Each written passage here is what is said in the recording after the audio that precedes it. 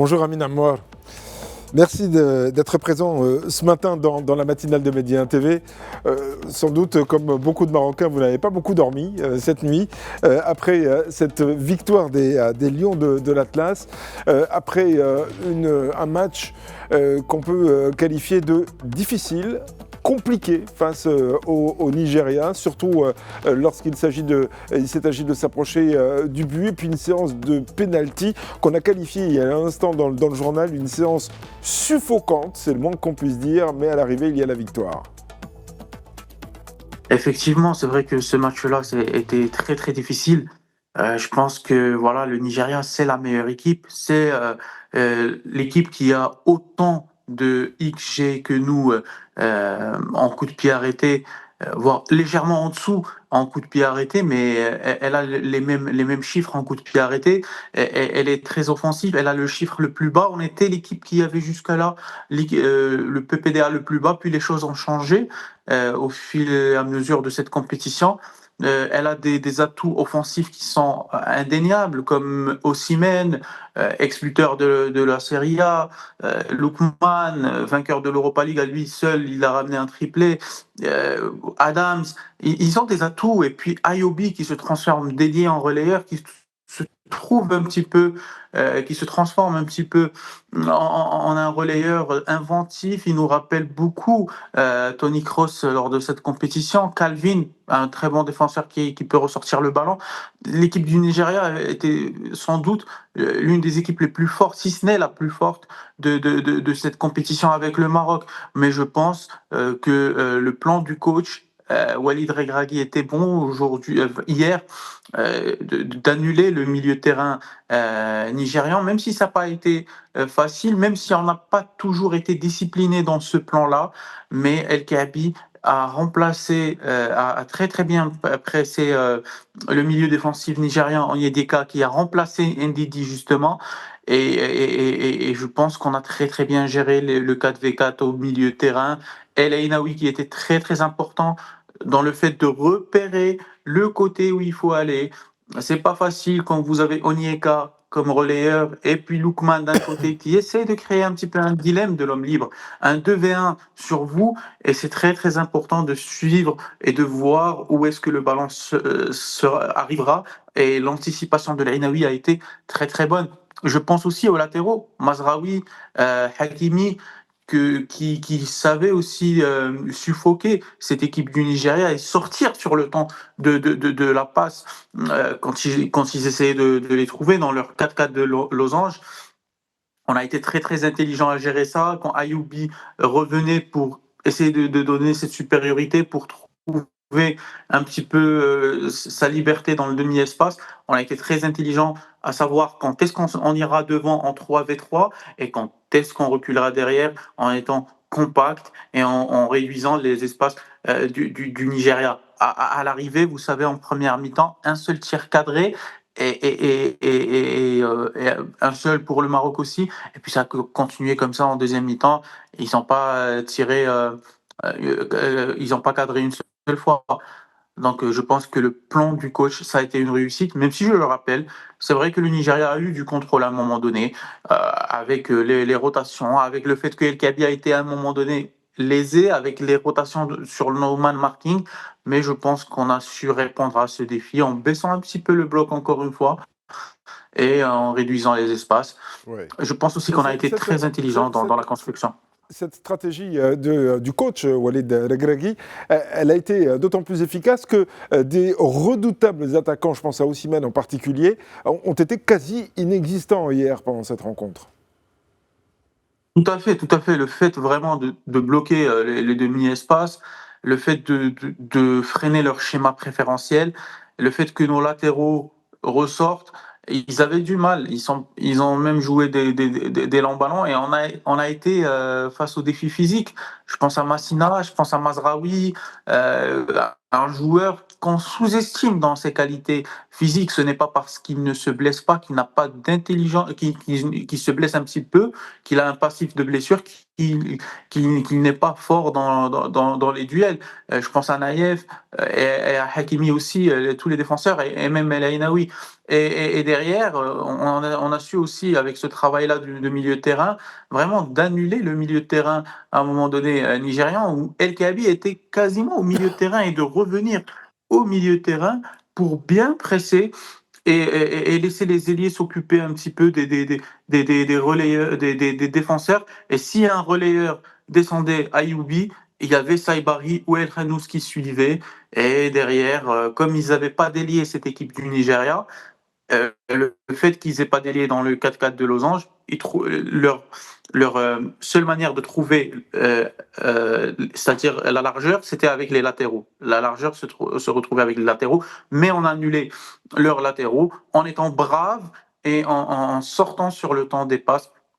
Je pense que ça a été intelligent, mais aussi le fait que, vous savez, les 4 moments du match, plus les coups de pied arrêtés, mais les 4 moments du match, sans corréler. Le fait aussi qu'on a été intelligent dans notre construction, le fait qu'on n'a pas cherché à s'inventer un style, le fait qu'on a respecté, le fait d'être humble, le fait de savoir où on était, le fait, et là, pour le coup, je parle du fait qu'on a choisi de jouer les longs ballons, comme contre le Cameroun.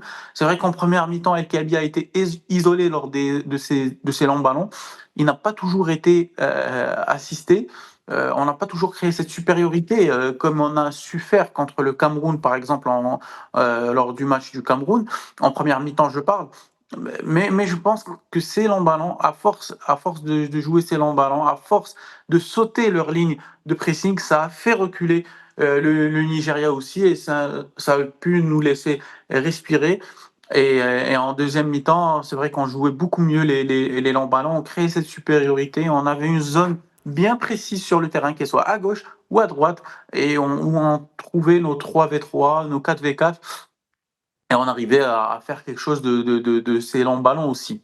Oui. Alors, l'absence de but et même le nombre très faible finalement de tirs cadrés, que ce soit de la part du Nigeria, mais surtout aussi de la part du Maroc, puisqu'on parle du Maroc en particulier, est-ce que ça signifie que l'équipe adverse, c'est-à-dire le Nigeria en l'occurrence, avait trouvé la parade pour empêcher les buteurs de s'approcher trop près de la cage, ou alors est-ce que c'est un manque de réalisme, peut-être un manque de réussite, peut-être un manque d'ambition de la part des attaquants marocains?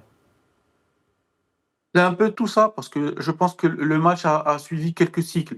Il y avait il y avait quand même le Nigeria qui réussissait qui réussissait à gagner les duels. On parlait tout à l'heure de El Kaabi qui était isolé, mais aussi le fait qu'on n'était pas assez agressif, on va dire, dans le dernier tiers. Le fait de ne pas demander toujours, de ne pas faire ces courses du deuxième, de la deuxième ligne, ou qu'on les faisait mais un petit peu trop tard. Ça a été un problème. Je pense à ces courses du demi-espace qui pouvaient prendre des joueurs et libérer des espaces pour avoir des centres. Mais bon, je pense que l'équipe marocaine, au fur et à mesure du match, elle a pu, elle a pu tirer, elle a pu trouver des occasions, mais comme vous avez dit, il y avait un problème de réussite finalement. Puis n'oublions pas que le Nigeria a deux très bons défenseurs, Calvin et Ajayi, qui sont très très forts dans les duels 1v1. Je pense que c'est ça qui laissait un petit peu le Nigeria. Vous savez, le fait de défendre juste avec 3 milieux de terrain en bloc médian, on peut penser que c'est un excès de confiance lors de cette compétition. Mais le fait de voir qu'ils ont des défenseurs qui sont très très bien dans le 1v1, avec Ayobi qui s'approche d'eux, qui ont eu Ndidi, pas lors du match du Maroc parce qu'il était absent, mais lors des matchs précédents, et qui étaient proches et qui pouvaient avoir cette défense préventive. C'est pour ça qu'ils étaient un petit peu confiants de défendre comme ça avec 3 milieux, et en laissant les trois pour contre-attaquer Lookman, Adams et, euh, et Osimhen. Mais je pense que par rapport à votre question, le Maroc a eu du mal à un moment donné parce qu'il n'avait pas les supériorités et parce qu'il n'avait pas ces courses de la deuxième ligne. Mais je pense qu'au fur et à mesure du match, ça s'est amélioré un petit peu. C'est juste que le dernier geste, la réussite n'était pas là.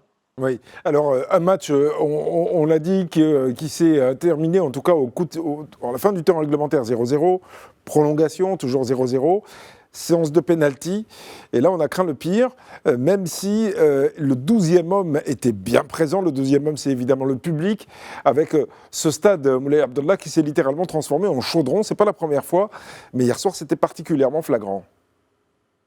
Ah oui, c'était flagrant. Moi, j'étais à côté du stade et on entendait un public et c'était impressionnant, impressionnant. À un moment donné, je me demandais moi-même si c'était le train qui passait ou si c'était la voix du public, carrément, car ils étaient bruyants et tant mieux dans cette séance où ils ont poussé l'équipe nationale, où ils ont senti que voilà, ils ont senti qu'ils avaient un rôle à faire, mais pas que lors des pénaltys tout au long du match. Je pense que les Marocains rêvent profondément de cette Coupe d'Afrique depuis 76. Et puis, on sait ce qui s'est passé lors des années 80, les demi-finales, la finale en 2004, où on était vraiment la meilleure équipe lors de cette édition-là. Et les Marocains ont très, très envie de cette CAN. On a toujours eu des joueurs, mais cet état d'esprit, je pense que voilà, cette soif,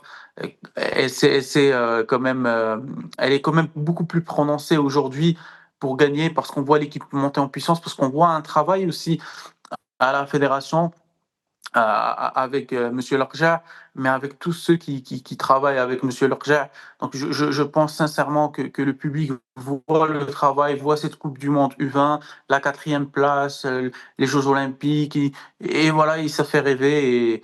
Et je pense que le Maroc il y a plus ce désamour, on va dire, entre le public depuis longtemps, entre le public et son équipe nationale.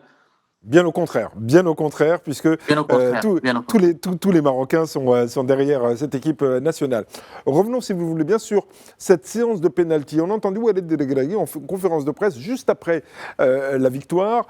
Bien sûr, être satisfait, content, heureux, même s'il dit il y a encore une marche à franchir, et c'est peut-être la plus importante. Il dit « J'ai failli commettre une erreur ». Et si on avait perdu la séance des pénaltys, ça aurait été de ma faute, parce que il y avait un des joueurs qui l'a fait rentrer et qui n'avait pas assez de temps de jeu et qui a été contraint de tirer. Et alors là, ça aurait pu être un moment de bascule. C'est vrai, beaucoup ne conseillent pas ça. Beaucoup ne conseillent pas ça, mais c'est un spécialiste aussi, Ilyas Ben Seguir, des pénaltys. Je pense qu'il a pris ce risque-là, risque payant. On a vu que voilà, Ilyas Ben Seguir a eu un problème avant cette compétition de pubalgie, ça a été difficile pour lui, mais c'est une valeur sûre et on voit que c'est très très important d'avoir des joueurs comme ça, le calme de Bounou, avoir un gardien comme ça, un spécialiste, le meilleur au monde lors de cet exercice. Bounou qui a travaillé tout au long de sa carrière avec une abnégation, un homme qui illustre vraiment le sacrifice, le fait d'aller à l'Atlético Madrid, tenter cette aventure, alors qu'il gagnait beaucoup plus au Wydad que ce qu'il a gagné au début à l'Atlético Madrid. Mais on a vu qu'au fur et à mesure, avec le travail, avec cette abnégation, Bounou est devenu un exemple de persévérance et on l'a vu hier encore une fois. C'est un grand moment, pas que du football, mais c'est un grand moment du sport finalement. C'est cette facilité qu'il a devant les cages et cette assurance et cette maîtrise. Je pense qu'avoir un gardien comme ça qui a joué plusieurs finales, qui a gagné plusieurs finales comme ça, 2 Europa League, je le rappelle, 2 Europa League, et le fait, voilà, le 8e de finale, comment il a été important pour le Maroc. Encore une fois, il a été important. Je pense que voilà, avoir des leaders comme ça, c'est quand même fédérateur Oui. et Mais c'est ça aussi. à propos de Yacine Bono et de la séance des pénaltys d'hier soir, c'est vrai qu'on l'a vu arrêter des tirs, notamment avec un réflexe. Il a mis juste la main pour arrêter un tir. cela dit, ça ne relève pas de la chance, hein, ça relève du travail. Il y a énormément de travail derrière. Ce n'est pas uniquement un coup de bol, quoi. Non, non, bien sûr que non. Vous savez, Bounou, il travaille beaucoup sur l'aspect psychologique, sur le fait de rentrer dans la tête du tireur, parce que Fabien Barthez le disait dernièrement, lors d'un penalty arrêté, est un penalty mal tiré. Il disait ça philosophiquement, en disant que le tireur a plus de chances que le gardien. Mais le gardien aussi a un travail à faire, psychologique, physique, de détente, de travailler ses réflexes, mais aussi de réussir à rentrer dans la tête de l'adversaire, réussir aussi à réduire cet espace des buts, en image, dans l'image du tireur avec le stress. Essayer de montrer ce calme, cette assurance et être prêt pour ce défi-là, et puis de faire des pas à droite, des pas à gauche, qui peuvent un petit peu perturber, mais pas n'importe comment, et les déclencher au bon moment. Et cette maîtrise-là et ce calme-là, Bounou l'a gagné au fur et à mesure de sa carrière. Et c'est un travailleur acharné. J'ai un ami d'enfance qui a joué avec lui à l'équipe nationale U23 et qui lui avait dit un soir, il lui a dit, mais pourquoi tu vas courir ce soir-là? Ils étaient en concentration. Il lui a dit, j'ai pas envie plus tard dans ma carrière et de me dire que je n'ai pas réussi parce que je n'ai pas travaillé. Et cet état mental, il a su le garder, si ce n'est le bonifier en rencontrant les plus grands lors de sa carrière. Donc, Ouais. Bounou, c'est un très très bel exemple. Ouais. Alors tous les regards sont évidemment tournés vers la finale qui aura lieu dimanche. Ce sera d'ailleurs le coup d'envoi sera donné à 20h. Dimanche au stade Moulay Abdallah avec des Lions de l'Atlas qui devront récupérer après un match qui a été haletant où ils ont beaucoup couru. C'est pas que moi qui le dis, c'est aussi Walid Regragui qui l'a remarqué avec des prolongations, une séance de penalty avec mentalement ça a été émotionnellement aussi très compliqué pour les joueurs. Il va falloir récupérer, il n'y a pas beaucoup de temps pour ça, mais il y a des techniques, il y a des tactiques, vous en tant qu'entraîneur, pour ce genre de récupération avant un match aussi important qu'une finale, comment ça se passe en quelques mots? Quelques mots, il y a beaucoup de... Alors, il faut avoir on va dire, une bonne communication avec votre staff déjà. Il faut que les décisions soient collégiales. Il faut écouter la cellule de performance, le docteur, voir l'état, ce qui est possible à faire lors de nos exercices. Il y a des questionnaires que les joueurs ont. Et par exemple, je ne sais pas si on peut dire certains noms de logiciels, mais voilà, il y a des logiciels qui ont exactement, les joueurs, hein, ils répondent à des questionnaires, exactement les zones sur chaque exercice où ils ont eu mal dans leur corps. Mais aussi, il y a un travail de nutrition qui est très important à faire, le sommeil aussi, qui aide beaucoup à cette récupération, voir les manques dans chaque chose et faire beaucoup de soins, faire beaucoup de soins, parler aussi, avoir cette transparence, essayer d'avoir cette confiance, s'assurer que les joueurs avec les tests, on fait des tests de performance, mais aussi des tests physiques de performance, mais aussi d'état de forme. Et les deux sont corrélés. Et quand on analyse les données qu'on a grâce au GPS, les joueurs, ils ont un GPS et ils nous donnent les courses à haute intensité et on regarde au fur et à mesure. Et bien sûr que il faut être très fin. Vous avez que 3 jours et vous pouvez pas vous entraîner plus que 45, 60 minutes. Il y a des choses qu'on va faire en vidéo, qu'on va pas faire forcément sur le terrain. Il y a des trucs comme les coups de pied arrêtés qu'on peut faire en marchant, carrément en marchant, avec un support vidéo lors des entraînements. Et c'est des choses comme ça qui sont très importantes. Et puis n'oublions pas, comme vous l'avez si bien rappelé, le côté émotionnel, la gestion émotionnelle est tout aussi importante que ce que j'ai cité, si ce n'est le facteur peut-être le plus important. Oui, parce que tout va se jouer sans doute aussi au mental. Merci beaucoup, Amenam. Vous êtes, je rappelle, entraîneur. Merci de nous avoir apporté cet éclairage parfois technique, mais c'est important pour les téléspectateurs de savoir comment ça se passe pour une équipe nationale comme celle du Maroc. Même si elle est victorieuse, il y a énormément de travail derrière. Et le travail continue avant la finale de dimanche. Merci encore et très belle journée à vous.